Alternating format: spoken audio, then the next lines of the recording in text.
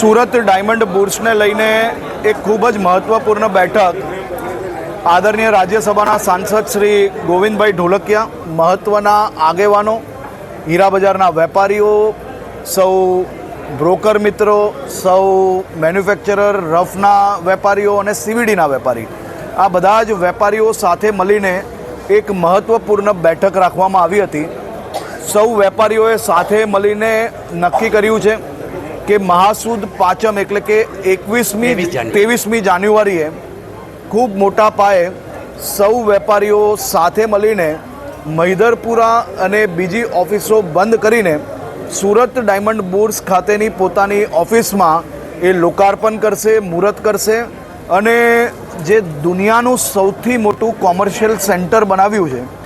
આ દુનિયાભરના લોકો માટે એક પ્રેરણારૂપ છે. આ હીરાની ચમક હજી વધુ